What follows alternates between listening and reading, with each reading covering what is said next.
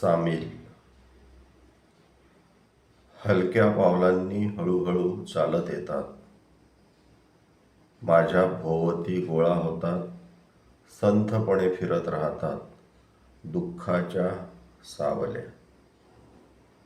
गोलसर मृदू खळग्यांची आणि उंचवट्यांची त्यांची मोहक शरीरे सपाट झाली आहेत.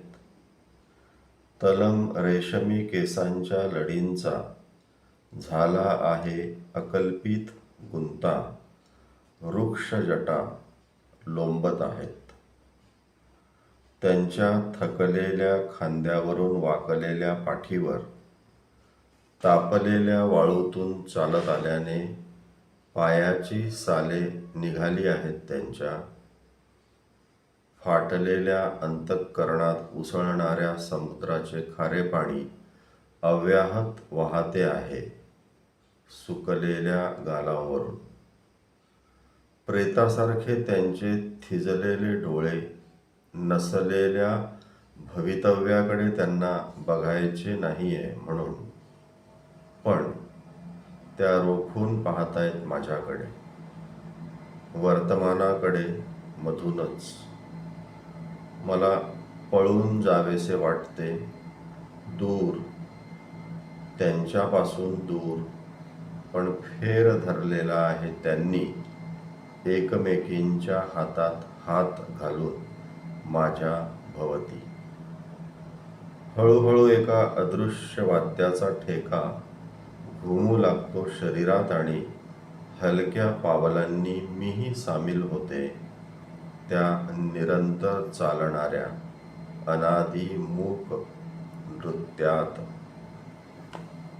सामील या शीर्षकाची ही कविता होती. त्याच्याच अलीकडची पान क्रमांक 207 वर बाई शीर्षकाची कविता आहे.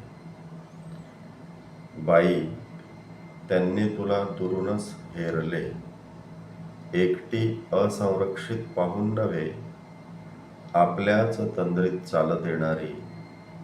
काय तो पदर, काय त्या जटा, खांद्याला लोंबणारी थैली. म्हणून नव्हे, जे सावधपणे आपल्याजवळ जपून ठेवायला हवे ते नीट सांभाळून ठेवलेल्यांच्या गर्दीत आपल्याजवळ सांभाळण्याजोगा काही ऐवज आहे याची जाणीवच नसणारी तू. तुझ्या चालण्यातले बेसावधपण, तुझ्या डोळ्यातला जगावरचा विश्वास, त्यांना आकर्षक वाटले तुझे असेच असणे. त्यांच्या अनुभवी बेरक्या नजरेत ठसठशीतपणे भरलीस. तू पुढे येतच राहिलीस. कुणी परिचयाचे स्मित केले, त्यावर गोंधळून तू हास्याचे प्रत्युत्तर दिलेस. कुणी लगटून पुढे जाताना अडखळून त्याला वाट करून दिलीस. कुणी धावपळीत तोल सावरण्यासाठी तुला हात दिला, तो तू सहज पकडलास. आणि कुणा अगदी अपरिचितालाही शेजारी जागा दिलीस. परिणाम स्वच्छ आहे बाई. मोक्याच्या जागी लक्ष्याची वाट पाहत असलेल्या खिसे काकूंच्या या जगात परतीच्या प्रवासासाठी हातात काही नाही म्हणून तू वाटेतच उभी आहेस.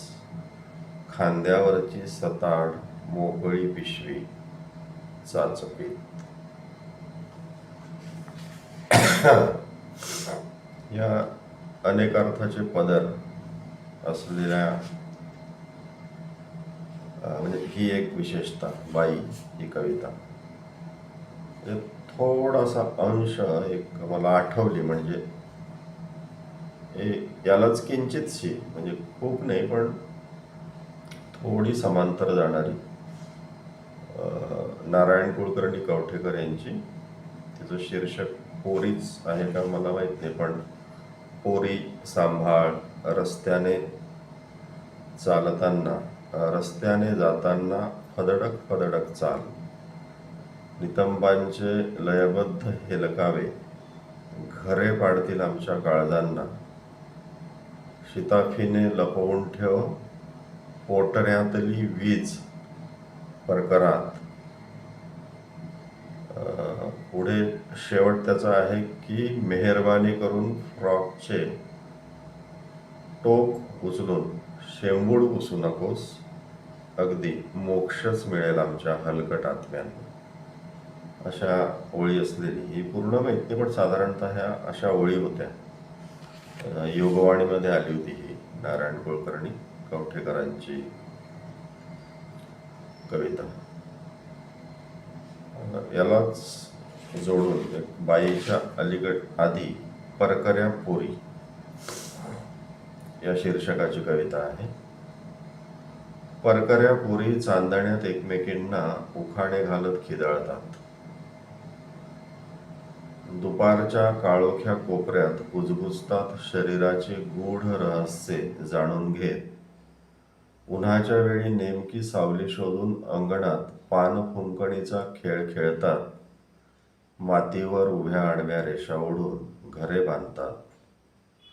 एका हाताने ओचा सांभाळीत, एक पाय उचलून लंगडी घालत ठिकरी उडवीत, एक पाय उचलून लंगडी घालत ठिकरी उडवीत राहतात तासनतास. संध्याकाळी लाल पांढऱ्या गुलबासाच्या तिपेडी वेण्या गुंफतात. बोटाभोवती धागा गुंडाळून शिकून घेतात एकमेकींकडून जाळीदार रुमालाची अगम्य वीण. साखळ्या खिडक्या खांब झाकून ठेवतात कातरवेळी. जाळीदार रुमालाची अगम्य वीण, साखळ्या खिडक्या खांब झाकून ठेवतात कातरवेळी. उगीचच येणारे काळजातले कड, हवेच्या झुळकीने फडफडणारी ज्योत सांभाळून नेत तुळशीपाशी दिवा ठेवतात. रात्री अंथरुणावर पडून आड्याकडे बघत अर्थ लावू बघतात मनात ऐकू येणाऱ्या नव्या गाण्याचा. बंद दाराआडच्या काकणांच्या हलक्या आवाजांचा कानोसा घेतात परकऱ्या पोरी. घरातल्यांना नकळत वाढत फुलत जातात अंगाअंगातून. शहाण्या होतात आणि एका पहाटे गरम राख पोटाशी घेऊन बसलेल्या चुलीला पोतेरे देतात. परकऱ्या पोरी शीर्षकाची ही कविता होती. ह्या होत्या 3 एक कविता प्रभा गणोरकर यांच्या, आणि यासोबतच प्रस्तावनेतला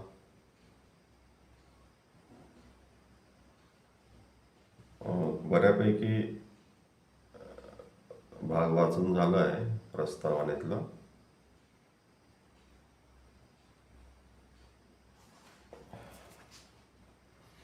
पण काही एक 8-10 भागांमध्ये ही लिहिलेलं आहे. वेगवेगळे आयाम त्याला लावून पाहिले आहेत कवितेला कविता मुरुमकर यांनी. यातला एक सामूहिक एक मानसशास्त्रीय दृष्टिकोनातून एक विचार असा झालेला आहे. मानवी मनाच्या आदिम अवस्थांच्या आविष्काराचे आरेखन म्हणजे आदिबंध. कार्ल गुस्ताफ युंग या मानसशास्त्रज्ञाने सामूहिक नेणिवेचा विचार मांडला. नेणिवेतील घटकांना आदिम प्रतिमेत संघटित करणारी आदिबंध ही संकल्पना मांडली. जेम्स फ्रेझरने धर्मविधी, लोककथा, मिथ्स यांच्या मूळ आकृतिबंधांचा शोध घेतला.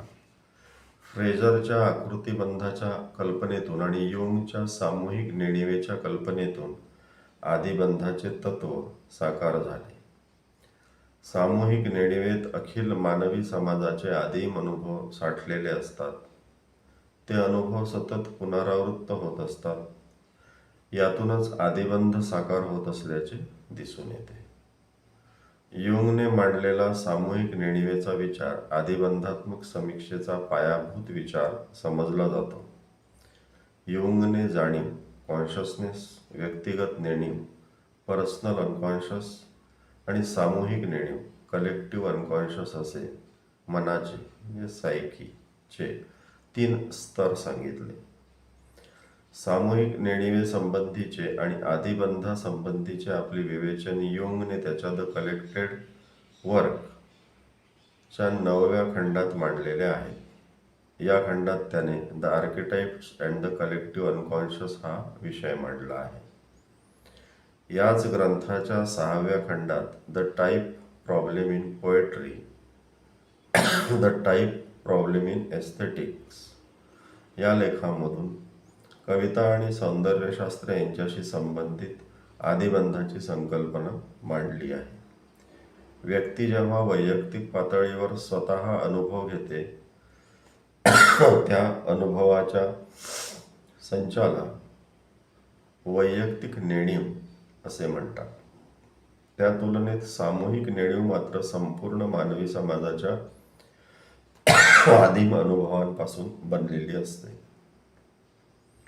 या अनुभवांचा संबंध मेंदूच्या आनुवंशिक संरचनेशी असतो. हे अनुभव मानवाच्या एका पिढीकडून दुसऱ्या पिढीकडे संक्रमित होतात. सामूहिक नेणिवेतील काही अनुभवांची सतत पुनरावृत्ती होत असते. मानवी मेंदूवर कोरले गेलेले हे अनुभव अमीट स्वरूपाचे असल्याने ते मानवी जीवनाशी सतत संलग्न असतात. अनुभवांच्या या आदिम, सर्वस्पर्शी, सार्वत्रिक आणि सातत्याने पुनरावृत्त होणाऱ्या घटकांना आदिबंध असे संबोधले गेल्याचे दिसून येते. कलाकृतीतून आविष्कृत होणारे हे आदिबंध जणू सौंदर्यबंधच असतात. हे सौंदर्यबंध सौंदर्य तत्वांच्या आधारे कलाकृतीच्या आशयाला विशिष्टत्व प्राप्त करून देतात. प्रभा गणोरकर यांच्या कवितेत गाव, प्रवास, अरण्य, नदी हे आदिबंध दिसून येतात. या अंगाने ह्या टिपणातला हा भाग थोडा विस्तृत आहे. आदिबंधाचा